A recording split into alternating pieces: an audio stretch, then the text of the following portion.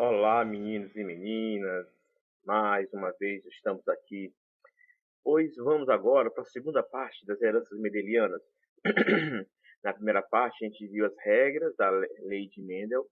A gente viu o joguinho da velha, que faz a distribuição dos caracteres para determinar genótipo e fenótipo.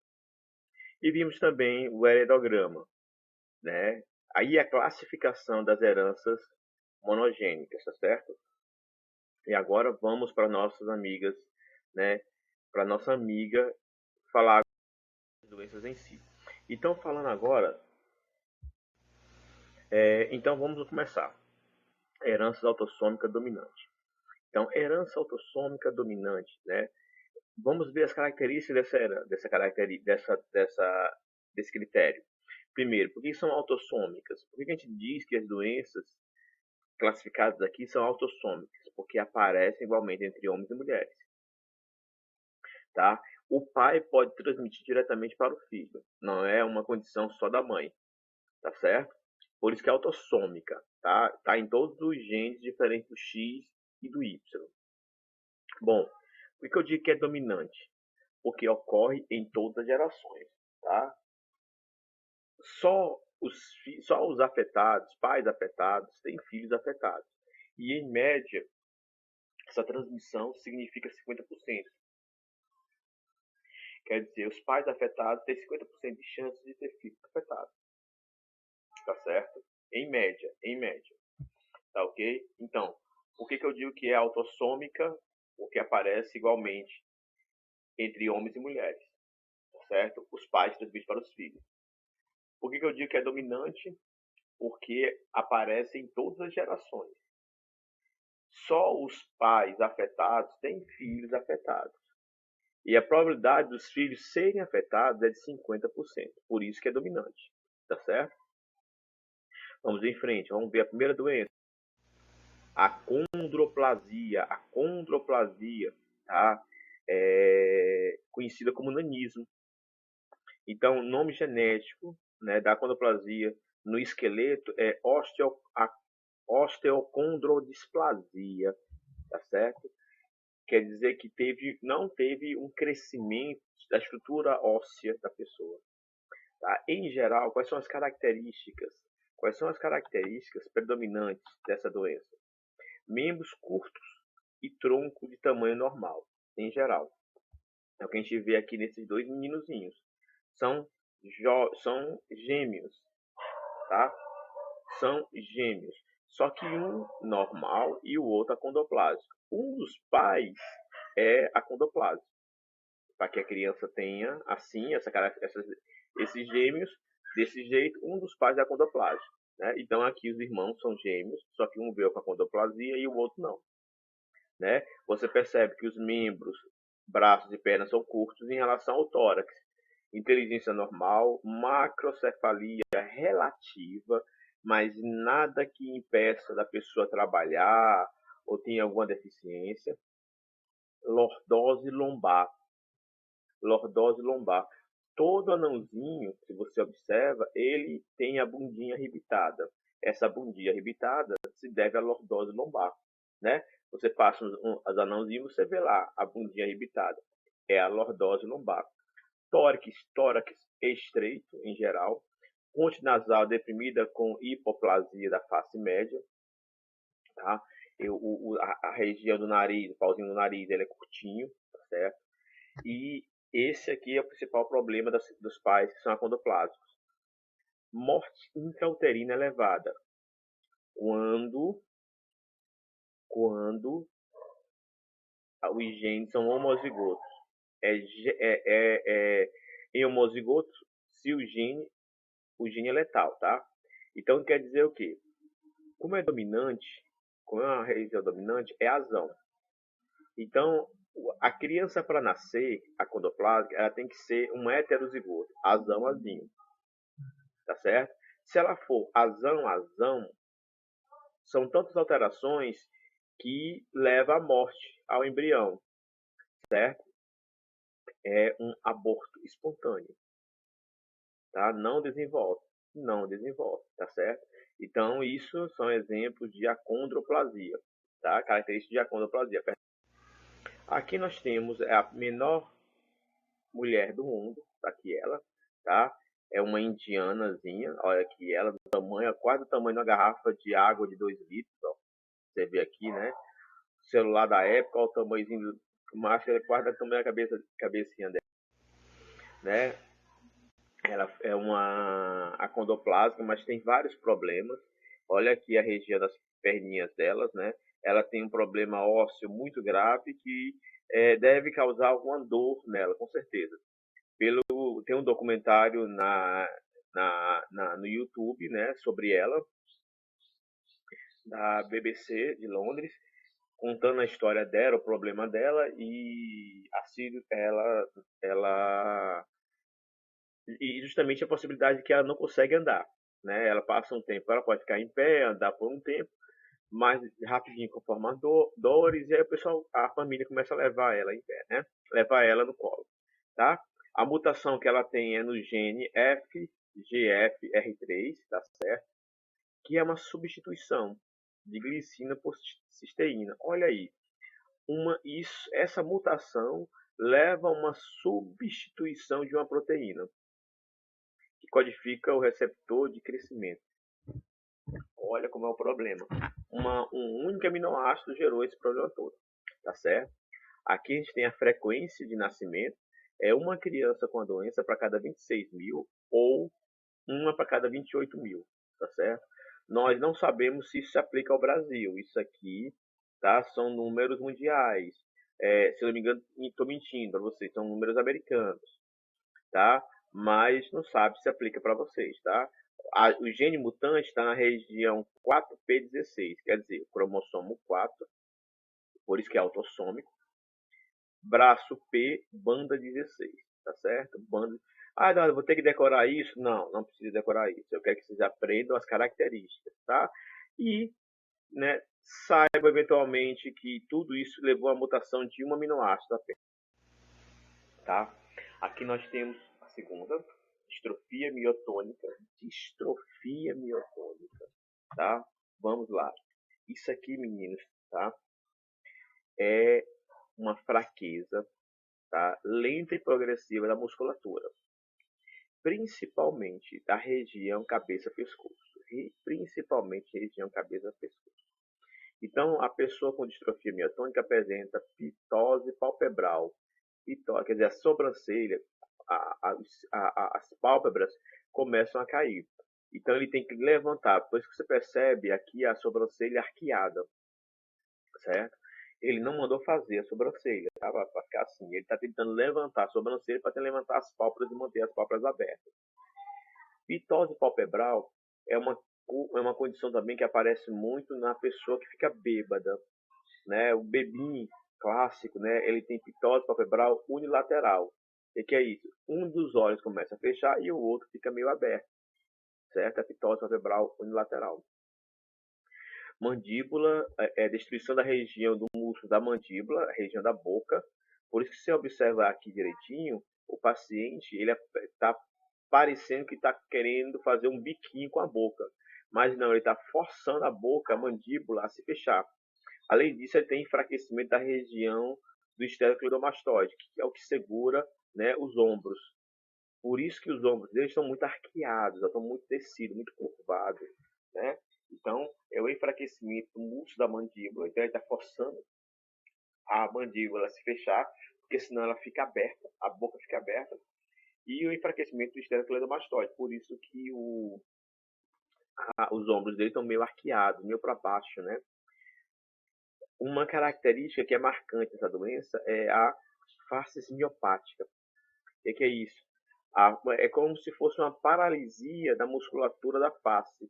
Ele fica sem expressão facial, né? É um botox permanente, literalmente. É o botox permanente. Ele perde total expressão facial. Então essa é a cara dele, tá? Ganhou na Mega Sena. Ganhou na Mega Sena. Morreu um parente dele, né? Então é a mesma expressão facial, tá certo? Alguns podem desenvolver cataratas e defeito da musculatura cardíaca, tá? E os homens que desenvolvem essa doença, que lembre, é autossômica, então pode, tanto nos homens como nas mulheres, pode acontecer. Os homens que desenvolvem, geralmente desenvolvem uma atrofia testicular e calvície frontal.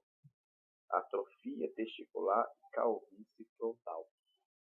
Por isso, meus amigos, tem que tomar muito cuidado a partir de agora, que vocês vão estar olhando, vendo essas doenças, né? Vão estar vendo as características da doença. Então, não vão sair por aí agora diagnosticando o povo no meio da rua, os vizinhos, os amigos, os colegas, né? Pelo amor de Deus. Ah, o cara tem uma calvície frontal, então ele tem um testículo pequenininho, né? Não, pelo amor de Deus, tá? Então, muito cuidado, tá? Isso aqui são síndromes, tá? São heranças autossômicas, tá? Então, nem sempre essa característica ela bate somente para essa doença, tá? Existem outras doenças também que podem ter, ou até mesmo as pessoas podem ter uma calvície frontal normal e o testículo tá normal, tá? Então, pelo amor de Deus, vamos tomar cuidado aí. Qual é a prevalência dessa doença? É 1 para 8 mil, então ela é mais comum do que o nanismo. É uma criança para cada 8 mil nascidas, tá? Enquanto o nanismo é mais de 20 mil, tá certo? A região é um gene DMPK que está na região 19q13.3. Olha aqui, ó, 19 é autossomos, né? Braço Q, região 13.3, tá certo? Vamos lá, vamos continuar. Doença de Huntington, nossa terceira doença. Doença de Huntington, tá? Doença de Huntington, cuidado. Ou também chamada Coreia de Huntington. É uma doença neurológica, tá? Neurodegenerativa, progressiva e incapacitante. Ela tem início geralmente aos 40 anos de idade. Tudo começa com as coreias. O que é coreia? São movimentos involuntários dos braços, certo? A pessoa tem como se fosse movimentos agitados dos braços, tá? Dos membros, pernas, toda vez que ela quer se movimentar.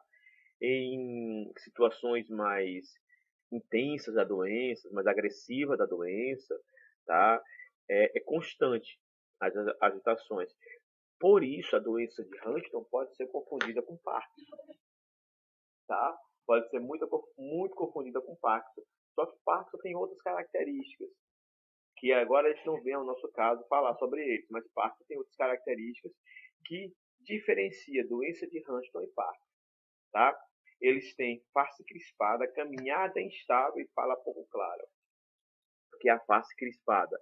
A face crispada é aquela face que forma rugas na testa de preocupação. Quando você está preocupado, quando você está concentrado em uma situação, que você forma aquelas rugas na testa, aquilo ali é face crispada. Ele tem caminhada pouco estável, porque a região do cérebro afetada é a região pré-frontal. Pré-frontal, atividade locomotora, tá? Tudo que mexe com a atividade locomotora, né, o movimento, né, dessas regiões é afetado. Então, a caminhada é instável e a fala, porque também é movimento, também se torna pouco clara, tá certo? Tem até um vídeo que mostra, por exemplo, muito interessante, uma paciente com a doença de Huntington, que ela fala como se estivesse estralando a boca, conversando com você e fica estralando, né, a boca, né, porque são movimentos involuntários. Ela apresenta um enfraquecimento das funções intelectuais, justamente porque é uma doença neurológica, tá? Vai ter uma destruição da região pré-frontal, tá certo? E a região pré-frontal também está associada a outras funções do cérebro, né? Ansiedade, comportamento agressivo. Alguns ainda podem apresentar paranoia e demência, tá? Alguns desses pacientes ainda podem apresentar paranoia e demência, tá? A frequência da doença é de 1 para 20 mil. 1 para 20 mil, tá? Existe um negócio muito interessante por um lado, mas horrível por outro, né? Que são chamados os fenômenos de antecipação. Essa doença apresenta esses fenômenos de antecipação. O que quer dizer isso? A doença ela pode aparecer aos 40 anos de idade, tá? Mas dentro da família, como é uma doença que vai ser passada, né, é uma herança mendeliana, ela vai ser passada para a família, nas gerações seguintes, essa doença pode aparecer um pouco mais cedo, tá? Aparece inicialmente aos 40, mas na geração seguinte pode aparecer aos 20, na geração seguinte pode aparecer aos 16, 17 anos, tá? E isso são fenômenos de antecipação. E também eles podem apresentar salto de uma geração para outra, né? Justamente por conta da frequência, né? Dos sorteios de espermatozoides e óvulos, pode aparecer em uma geração salto, tá? Mas não é obrigatório, tá certo? O cromossomo afetado é o 4p16.3, é a região afetada. Lembre-se, eu não vou pedir para vocês decorarem essas posições, né? Porque nem eu decoro isso. Então, eu não vou pedir para vocês, mas eu quero que vocês saibam as características da doença, tá certo? Tá? Aqui é uma repetição, ó, repetição. Só desse código aqui, CAG, que leva uma proteína alterada, a proteína huntingtina, tá? Chamada. Ó, vamos para a quarta doença, né? Epidermólise bulhosa, tá? Meninos e meninas, a epidermólise bulhosa simplesmente é a formação de bolhas nas regiões das articulações, tá? Epidermólise bulhosa. Então, vamos lá. É uma doença crônica não inflamatória. É uma doença cutânea, perdão, não inflamatória. Ela em si não causa um processo inflamatório, tá certo? Principalmente nas regiões de articulação, mãos, pés, cotovelos, tá certo? Aonde tem articulação, aonde tem o movimento da pele em relação aos movimentos dos braços, dedos, vai haver, tá certo? Tem vários genes envolvidos, cromossomos, perdão, envolvidos, o 7, o 17, o 3, o 1, a gente não vai entrar nesses detalhes, tá certo? Vamos lá. Então, meninos e meninas, vamos tentar entender aqui o processo. Eu tenho a pele, aqui é a nossa pele. Nossa pele tem a epiderme e tem a derme, aqui a derme. Durante o movimento da pele, ou imagine a seguinte situação, a pessoa chega e dá uma pequena empurradinha na sua pele, né? Cutuca você. Quando ela aperta a sua pele se desloca, mas a epiderme tem proteínas, tá, de ancoragem que ligam a epiderme à derme, prendem uma a outra. Então, quando uma pessoa chega, né, apertando a sua pele, empurrando a sua pele por alguma coisa, o que vai acontecer? Ela se desloca, mas as proteínas seguram, prendem, que são proteínas de ancoragem, e trazem essa epiderme para a posição normal, tá? Colágeno tipo 4. Se eu não me engano, é o colágeno tipo 4. Enfim, na pessoa que tem epidermose bulhosa, ela não tem essas proteínas de ancoragem. Não possui essas proteínas de ancoragem. Então, quando a pele se desloca quando a epiderme se desloca em relação à derme, ela não volta. Ela cria um espaço. Esse espaço é preenchido pelo líquido intersticial que banha os tecidos da derme. Consequência, quando esse tecido começa a vazar para dentro desse espaço, forma as bolhas, tá certo? Forma as bolhas por debaixo da pele, tá ok? E aí você tem essa situação aqui, tá? Bolhas, certo? Rica em material de líquido intersticial, que é rica em proteínas, nutrientes. A doença em si não é inflamatória, a doença em si não causa inflamação. Mas como a epiderme é uma camada muito fina, né, a bolha se rompe, como nesses casos mostrados aqui para vocês. E na hora que ela se rompe, libera o líquido. Nossa pele é coberta de bactérias oportunistas. E aí essas bactérias acabam entrando nessas regiões e gerando um processo inflamatório, como está mostrado aí nessas figuras. Tá? Teve casos aqui em Fortaleza, casos aqui no Ceará de pacientes, né, que logo na fase juvenil, na infância mesmo, quando crianças já apresentaram essa doença. Ela pode também aparecer na fase de adolescência, na infância não aparece, né? e vai aparecer na adolescência. E aí você tem esse adolescentezinho aqui, as costas dele toda vermelha, devido ao que? A essas bolhas que se formaram. Região de cotovelo, tá? Região dos ombros, pescoço. Então, aonde a pele está se mexendo, está se deslocando, se formam essas bolhas. Tá? É uma doença muito ruim, tá? Vamos para a quinta. Fibromatose gengival. É uma herança autossômica dominante também, tá? Fibromatose gengival, tá? Ou hiperplasia gengival hereditária. Pessoal, essa aqui não é uma doença genética. Perdão. Essa aqui não é um câncer de boca. Parece câncer de boca. Muita gente confunde às vezes, né? A população em geral pode confundir como câncer de boca, mas não é. Fibromatose nada mais é do que o aumento do tecido da gengiva, tá? Seguido de crescimento de fibras,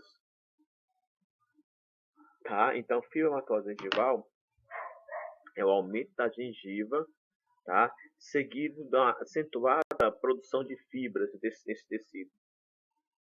Isso leva a uma descoloração da gengiva. A gengiva geralmente ela é avermelhadazinha, né? Vermelhinha. Aqui ela vai ficar descolorada, tá? E a gengiva pode crescer tanto que pode levar à protusão dos lábios, quer dizer, os lábios não conseguem mais se fechar sem encontrar, né? A protusão dos lábios, eles não se encontram mais, a boca não se fecha mais. E malacoclusão dentária, quer dizer, a gengiva pode crescer tanto que cobre a estrutura do dente, tá? Pode cobrir a estrutura do dente, tá? Existe o que a gente chama de fenocópia, não é uma doença, é uma situação em que ela parece a doença, mas não é, tá? Pessoas que fazem uso de crianças que fazem uso de anticonvulsivantes podem ter um aumento um pouco da gengiva, tá? Mas nada comparado ao que a gente vai mostrar aqui, tá? Isso é o que a gente chama de fenocópia, simplesmente, tá? Mas tirou o anticonvulsivante, ele volta ao normal. Aqui não, né? Tá?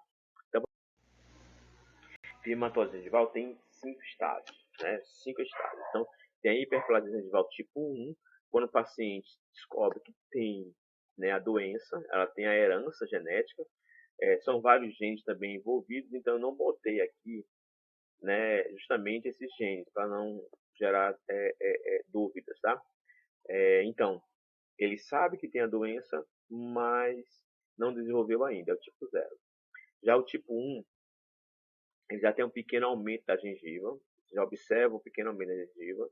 Essa gengiva já começa a invadir algumas regiões da coroa de alguns dentes, tá? E você começa a observar a gengiva, ela perde um pouco a sua coloração normal e fica com um aspecto granular, pontilhado, granular, tá bom? É o tipo 1. O tipo 2, a gengiva já tem um grande aumento, que já cobre um terço da coroa de alguns dos dentes, tá? Ela tem um aspecto globoso, né? E já perde muito sua coloração. O tipo 3, a gengiva já está totalmente esbranquiçada, tem um aspecto globoso, totalmente irregular e já invade 2/3 da gengiva do paciente. 2/3, perdão, da gengiva não. 2/3 da coroa dos dentes do paciente. E tem o extremo, que é o tipo 4, aonde a gengiva já cobre mais de 2/3. Em alguns dos dentes já tem total malacoclusão, tá?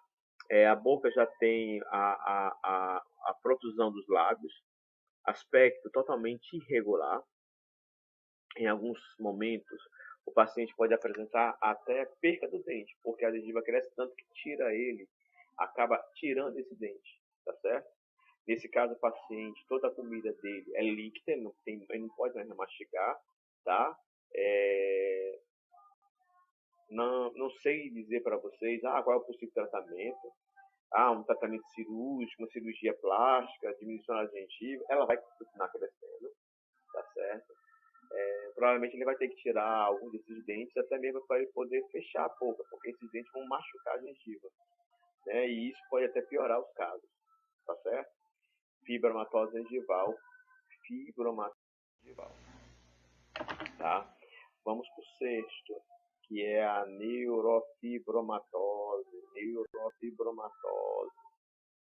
tá? Esse aqui algum de vocês já deve ter visto por aí, porque já é um negócio mais comum, tá? A primeira descrição dela é de 1882. Existem 8 formas, só que a gente só vai mostrar 2 para vocês, tá? A tipo 1 e a tipo 2. A tipo 1 é a mais comum. 90% dos casos é do tipo 1. Então, o paciente, geralmente a gente observa muito em idoso, né? 90% dos casos apresentam manchas café com leite, neurofibromas. O que são neurofibromas, Eduardo? São esses carocinhos aqui. A neurofibromatose é o nervo, né? A região das fibras, elas crescem, certo? Aonde tem fibra nervosa passando, aquela região do axônio do nervo, aquela fibrazinha, ela cresce, formando essas estruturas aqui que parecem verruguinhas, tá? Neurofibromas também chamados de nódulos de Lis, tá certo? Neurofibroma é a estrutura do nervo, né? É o axônio crescido.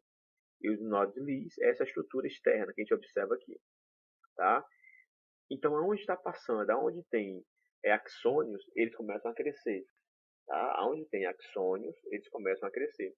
Então, lógico, o cérebro está lotado de axônios, vamos ter o que? Macrocefalia.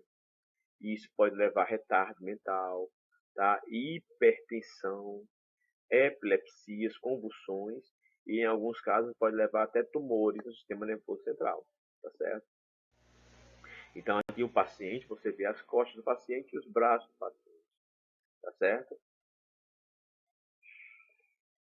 Temos um caso extremo aqui, que é desse rapazinho aqui, em que os tumores de neurofibromatose, todos eles se concentraram na face do rapaz, tá? É um rapaz da região da Mongólia. Se você botar neurofibromatose no YouTube, você vai encontrar um vídeo da BBC de Londres também falando sobre a história desse rapazinho, tá certo? E mostrando essa mesma estrutura dele, né? Aqui no vídeo no YouTube do BBC de Londres, fala da cirurgia plástica que ele já fez. Até aqui a gente consegue ver nessa foto, ó, a marca da cirurgia. Ele já fez uma cirurgia que tirou 2 quilos de pele do rosto, né? Porque ele já não aguentava mais de dores nas costas para poder levantar. E levantar o rosto dele para poder andar de um lado para o outro, né? Esse é o tipo 2. Ele já acontece em geral. São tumores que vão acontecer em geral no oitavo nervo craniano do paciente. Também apresentam manchas café com leite, neurofibromas, tá certo? Não apresenta estrutura dos nós de Lis, como a gente viu no tipo 1. Início na fase adulta, tá certo, do paciente. E aqui você vê nessa paciente, né, que eles cresceram tanto sobre a pálpebra que cobriu totalmente o olho, certo? Dependendo do tempo, esse olho pode ficar cego já, né, por conta disso. Então você tem aqui as pálpebras do cílio, onde é que está o cílio do paciente, tá? Então aqui eu vou mostrar para vocês a frequência das doenças, do tipo 1 e o tipo 2, tá? Os genes envolvidos, gene NF1 e NF2, tá? Um está na região do 17q11.2 e o outro no 22q, tá? Mas lembrem, não vou pedir para vocês decorarem, tá? Decorarem essas posições, essas regiões, não. Eu quero mais a sintomatologia, tá? Por isso é bom vocês fazerem uma tabela com essas doenças. Até agora nós estamos vendo heranças autossômicas dominantes, tá? Uma mais comum, que é o prognatismo mandibular, que é aquela pessoa que tem o queixo grande, tá? Que é o queixo grande, certo? Então, essa doença também é conhecida como doença dos reis, porque era muito comum nos reis da Europa, tá? Ter esse queixo projetado, né? Conta a história que a princesa Isabel tinha prognatismo mandibular, Dom Pedro II tinha, Dom Pedro I tinha, né? Prognatismo mandibular, então era muito comum, tá certo? Além do prognatismo mandibular, que é o queixo grande, também tem o prognatismo maxilar, tá? Que nesse caso, a ideia que a gente tem é que o queixo é curto. Parece que o queixo está se juntando com o pescoço, né? Nesse primeiro caso, são cirurgias plásticas para fazer raspagem, né, do queixo, remodelagem, mas isso pode fazer com que o queixo cresça de novo, tá? Às vezes o paciente pode tomar medicação para evitar o crescimento, tá? Mas tudo depende da idade do paciente. Esse que é reposição, é uma remodelagem, tem que ser feita uma reconstrução da estrutura óssea para manter as duas regiões iguais, tá? E olha uma doença bonita aí, ó. Querubismo, rosto de anjo, rosto de anjo. Né? Os primeiros que relataram essa doença acharam muito parecida com faces de querubim, né? Faces de um querubim. Então, é o rosto ovoide com bochechas salientes, né? Rosto ovoide com bochechas salientes. Se quiser o nome técnico, displasia fibrosa familiar dos maxilares, displasia fibrosa juvenil disseminada, tá certo? Aqui nós estamos vendo o rosto dessa menina asiática, certo? Que é bem bonitinho, né? Ela apresenta as bochechazinhas bem redondinhas, tá? Salientes e o rosto arredondado, tá? Aqui é uma forma mais branda da doença, mas ela pode estar mais ruim. Olha aqui, tá? Nesses dois casos aqui dessas meninas, né? Na primeira foto é uma senhora da região da Mongólia e a segunda foto é uma senhora da região da Inglaterra. Ela tem até um blog, se vocês quiserem seguir, quando vocês botarem querubismo, em Inglaterra aparece o blog dela, tá? Ela falando do problema, contando a história dela, né? Ela abriu até uma ONG para falar sobre a doença dela para crianças, tá? Então aqui nesse caso eu tenho o quê? Deslocamento dos olhos, expansão bilateral, tá? Da face, expansão facial bilateral, modificações que vão afetar a mandíbula delas, tá? E o palato aumentado, a região do céu da boca está mais larga. Em alguns casos pode aparecer anodontia, perca dos dentes, dentes defeituosos ou dentes inclusos, dentes um em cima do outro, tá? Então, como é uma doença autossômica, tem os homens e tem mulheres. Tá? Uma que eu coloquei devido a muitos pedidos, muitas perguntas, foi o progéria, tá? Em homenagem a um dos filmes que aparece, né? Tentando contar a história da progéria, né? Nesse caso, a progéria é uma doença, a criança nasce normal, normal. Aos 3 anos de idade, a criança começa a apresentar os primeiros sinais e sintomas da doença, que é o que? Pele senil, certo? Pele senil. E um enfraquecimento da estrutura óssea dela, tá? Ele começa a apresentar manchas na pele, que são parecidas com manchas de pele de idosos. Tá aqui, tá ok? Aqui eu botei para vocês também um documentário que tem na BBC, na HBO, e esse documentário também você pode assistir no YouTube, tá? Sam Butner, tá? Contando a história dele, tá? Uma criança que eu acompanhei até um pouco a vida dele. Ele faleceu aos 14 anos, foi o mais velho. A expectativa de vida foi até a ele, até 14 anos de idade, tá ok? Bom, essa criança tem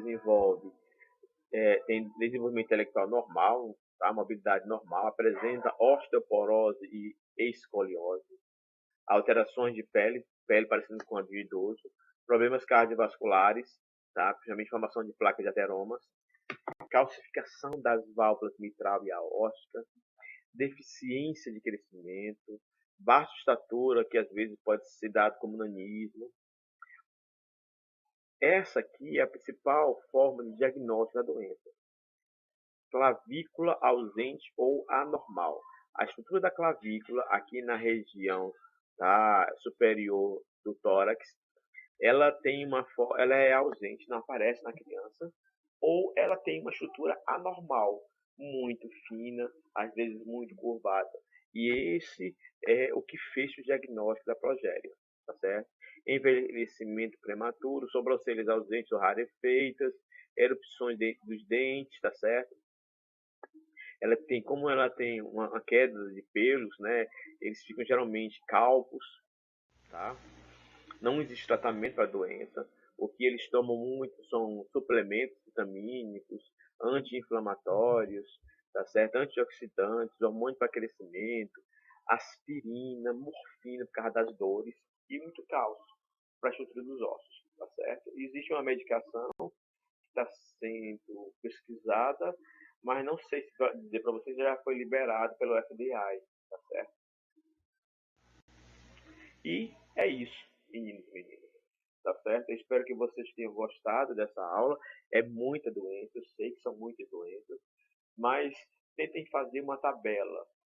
Rebobina a fita, volta para o início da aula, tá? Rebobina a fita aí, vai. Quem é do tempo que a gente rebobinava a fita com a caneta Bic, vai lá, rebobina a fita, volta lá na aula e vê de novo e faz uma tabela, né? Heranças autossômicas, tá? Dominantes. Aí bota o nome da doença e o sintoma. Nome da doença, sintoma. Nome da doença, sintoma. Tá? Fica aí para vocês fazerem. Qualquer coisa, conversa comigo aqui no chat, tá? Que eu espero vocês. Tudo de bom. Que Deus abençoe a todos.